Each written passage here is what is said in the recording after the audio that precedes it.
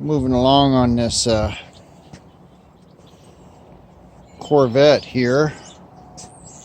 This is my speedometer cluster and everything out of an 89, and I got this one off of eBay. It was kind of expensive, a couple $100. This out of 85.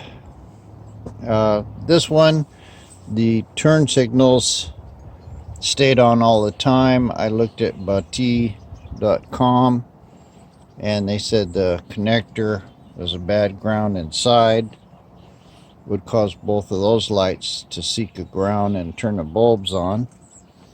I just plugged this one in. The screens are a little chewed up on it.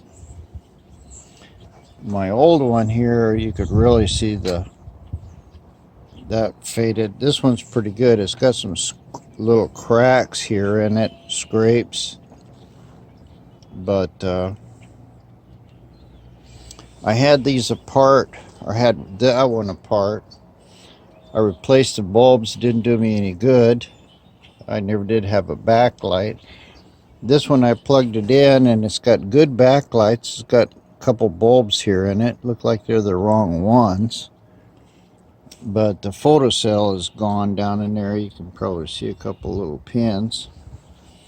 I got a photocell kit, but these dash lights do work, and I can read the stuff.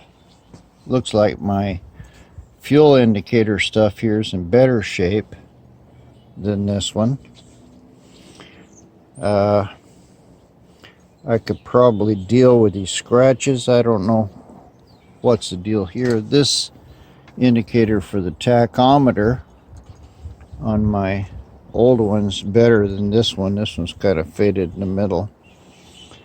This one's got 141,000. This one's got 95,000.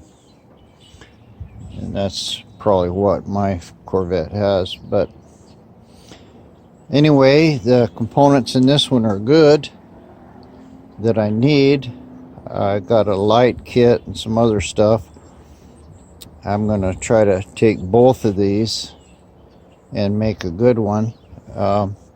These bulbs are sticking up past the thing, past the surface, and that's probably why these two metal plates are gone. This one's got a bulb missing altogether right here. But anyway, that's what I'm doing today. These are fairly simple to take off. You got to pull this plate off, and then it shows the circuit board under it, and I'll do that. There's 5 or so, 1, 2, 3, 4, 5 screws. One here, there, in the corners, one right there, and then this board should be loose. What's holding it right now is this connector here, and I looked at the installation videos. Looks like I got a couple more right here on this big connector.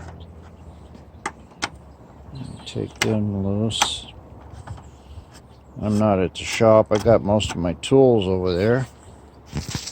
I should loosen. Yeah, that board comes loose, and you just wiggle it around until you can get this connector off. Be careful with that.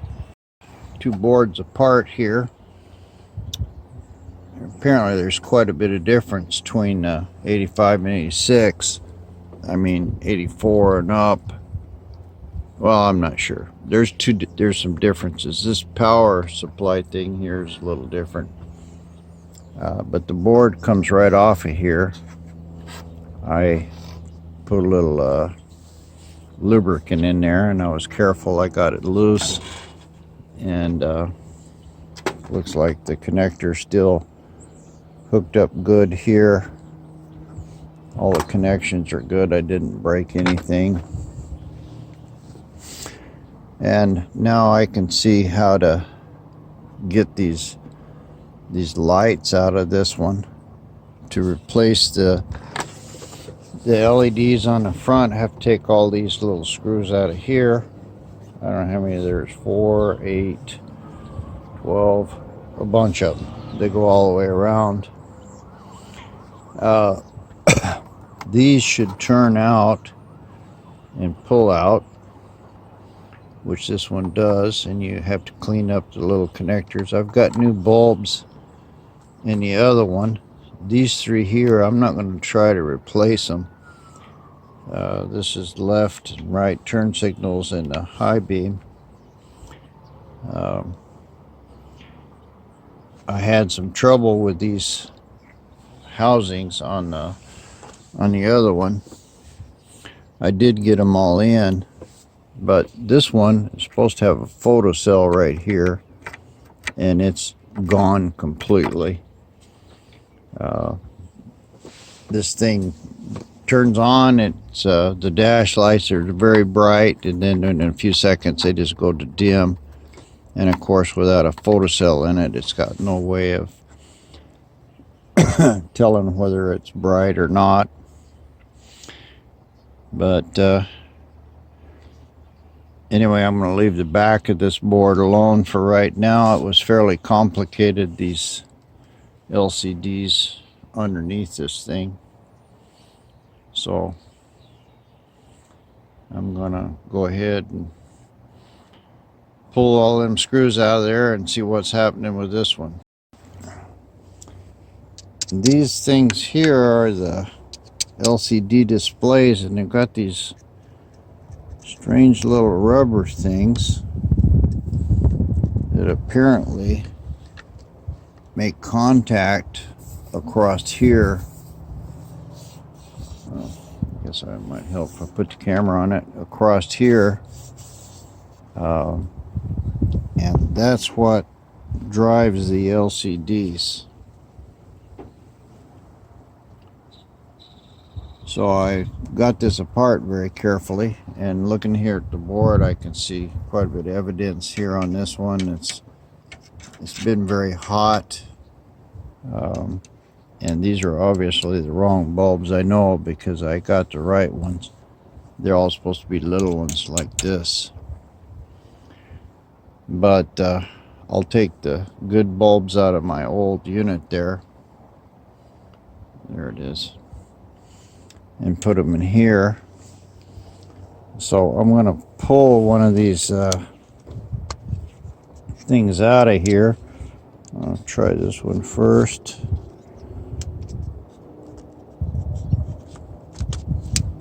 Now let's looks like there's a little white backing plate, and then it's got a big thick piece of plexiglass here or something, and it's hooked up to that. There's another white thing that's not coming out. It looks like this middle one is the one that's got to come out first. And it looks like the plastic wants to come off of the foam rubber connectors. Let me get both hands here and I'll get that thing out of there. It's a little piece of plexiglass with something of white backing, and you can see these little foam rubber doohickeys here. Try not to move any of those, but it looks like this other white plastic part here is one piece. It's covering up them all. So I'm going to go ahead and try to take these other two out of here and use both hands again and see what that looks like. Plastic pieces out here, and these little foam rubber things are still stuck to the bottom board, and it looks like this colored business here.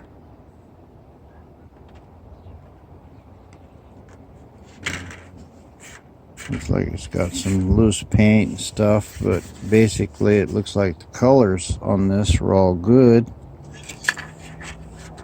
And I'll put that on there. And then this leads us to our LCDs themselves.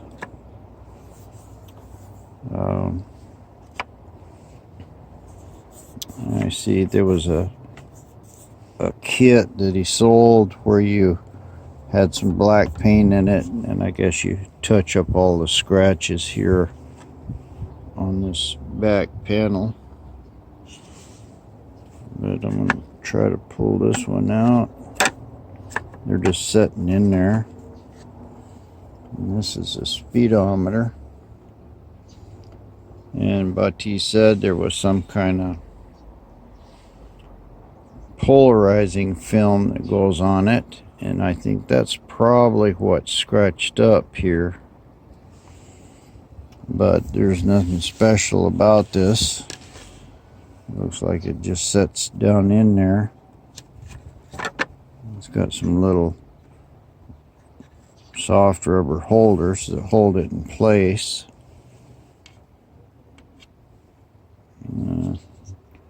This middle one looks like it's about the same. Looks like it got a little tiny spring clip there that holds it. And the speedometer one, it comes, or tack, it comes out pretty good. I'm looking through it, it looks like it's faded.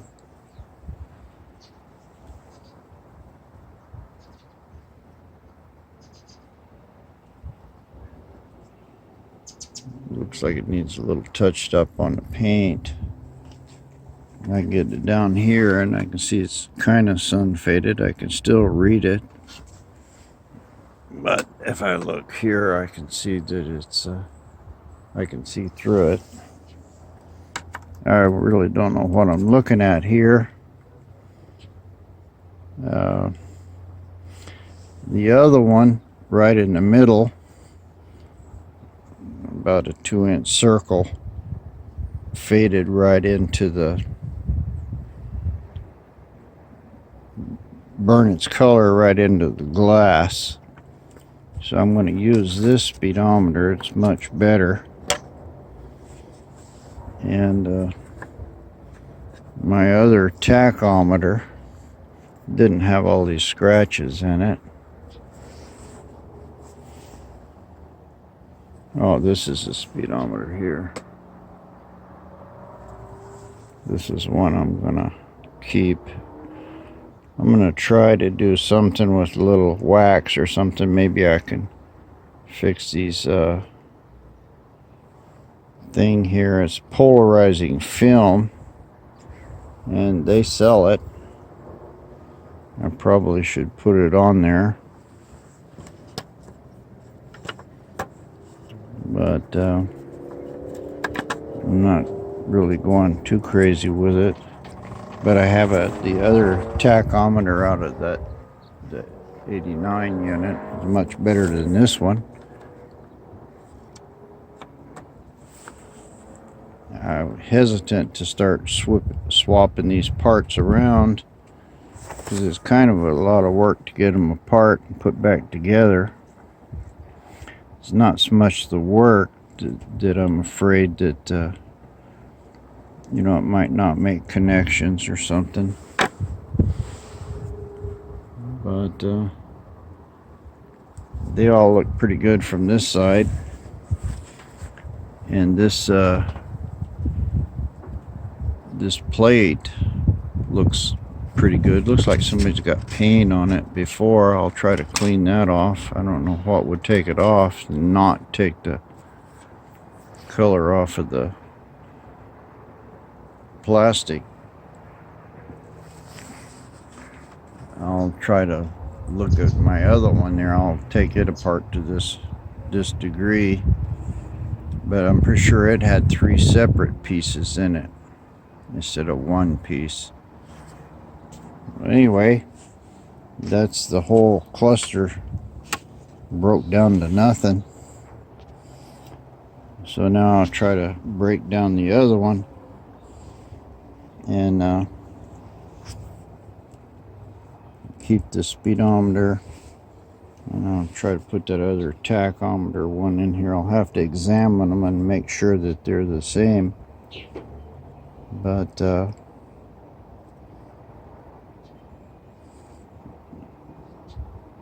don't know, maybe I ought to leave it alone. Anyway, I'll figure out what I'm doing here and bring you back in a minute.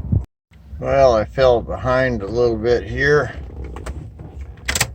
but I got all the dash in. See, tack checks out. I've got some backlight there.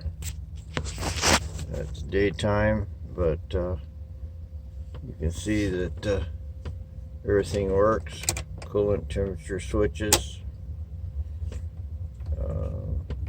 My instant and average range thing works. My gas gauge is good.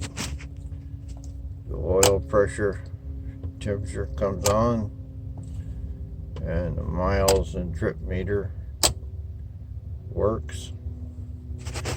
And of course the speedometer is all lit up. Still got some faded spots in it, but backlights are good. And it's showing right now, this is daytime, and if I cover up my photocell, which I changed, you can see that it's starting to dim down good. And if I take my finger off of it, everything brightens up. So everything here is good. My speedometer is still not working, but I think it might be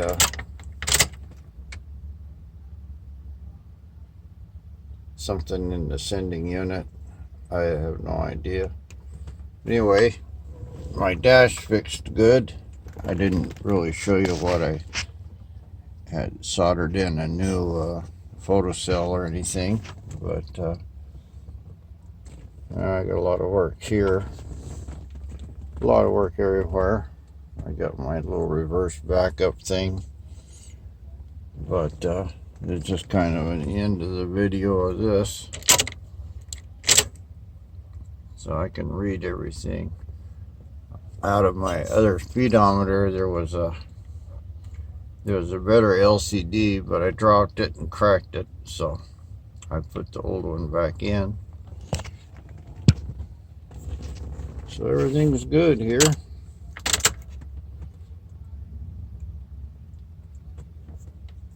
Turned out there's about a 12-pin connector back there behind that, and it had bad ground. And now when before when I turn on my turn signals, one or the other would work. Now the high beam, low beam works. Turn on lights. Got my high beam indicator. It goes on and off. Turn signals are good. So that ground that was in there was what was the problem. So that's all fixed now.